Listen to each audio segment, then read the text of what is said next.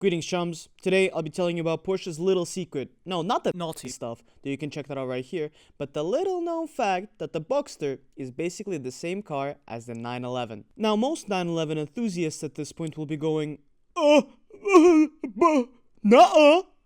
To that, my dear 40-year-old neckbeard, I say, yeah. Also, I won't be comparing the new 992 generation 911 and the 718 Boxster, but the 991 911 and the 981 Boxster. For those of you who don't know the difference, I'd recommend you read a book for once in a while. But every car usually has a chassis number. So, for example, you have these two E63s. They're different cars, and you can tell by the chassis number, the W211 and the W212. For my more keen-eyed viewers, you can also tell that they're different cars because they look nothing alike. Porsche, on the other hand, made a car and thought to themselves, das ist gut, ein no change car, and made the same exact looking car for 26 years. So, just like the different 911s, Boxsters have also looked basically identical for the past 25 years. And I'll be talking about this one, and not this one. Yes. Completely different cars. Okay, so since we cleared that up, I'll be comparing the 991 base Carrera and the 981 Boxster S. So, let's take a look at the side profile of the Boxster. Everything past this line is the same. Not similar, but the exact same, except like the headlights. Matter of fact, I'll do a quick list of all the parts that are the exact same past this line on the Boxster as on the 911. Okay.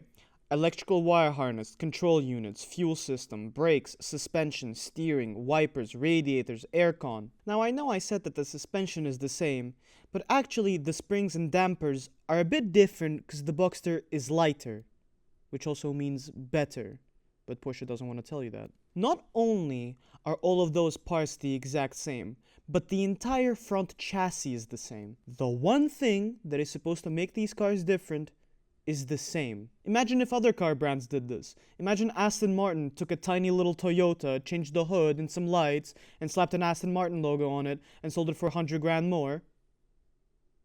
Oh wait. Now, as I pointed out with this ridiculous example of Aston Martin and Toyota, car brands do this all the time. But usually, at least, they change the interior, because that's what you'll be staring at most of the time. Not our dear friend Porsche. Other than a few strips of leather, it's the exact same. Here's another list of what's the same, except this time inside. The shape of the door is a little bit different, but everything else is the exact same. The locks, windows, window regulator, subframe, door control unit, mirrors, handles, speakers, steering wheel, seats. The 911 had electronically controlled seats. Big whoop. Oh, and the inside trim. But I've got good news for my 911 owners. This handle right here, is leather instead of plastic. So, when you'll be driving your 911 and your hairy arm rubs against it, your boner can be justified. But, back to what's the same.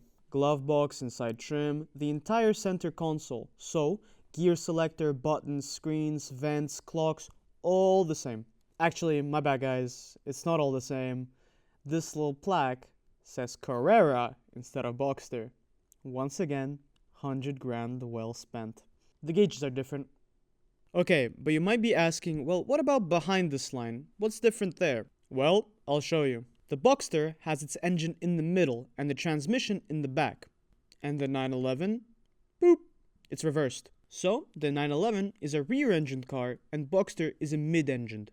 In my professional opinion, as somebody who hasn't driven either of these cars, the Boxster is better. 'Cause fair wowie. Now, being rear-engined, the 911 gets more space up front, so it gets rear seats. But the Boxster gets a rear trunk. Now, finally, this is where these cars differ a little bit. The rear chassis is completely different between these two cars. But the stuff bolted onto these chassis is again the same. The 3.4-liter flat-six engine is the exact same. The PTK or manual transmission is the exact same. I mean, if I was a 911 owner, I'd be going out and buying a rope. Oh wait, they can't afford one because they spent all their money on the 911. One difference between the two engines is that the Boxster's engine is detuned to be less powerful. Otherwise, the 100 grand cheaper and lighter Boxster would be faster than the 911. They literally had to nerf the Boxster because they knew it would be too powerful.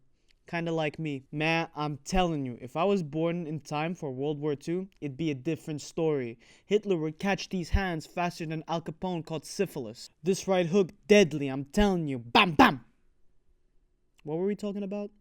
Alright. Because of the Boxster's superior weight distribution, the suspension setup is quite similar to the one up front, which again is similar to the 911, but the 911's rear suspension setup is different because its weight is rear biased.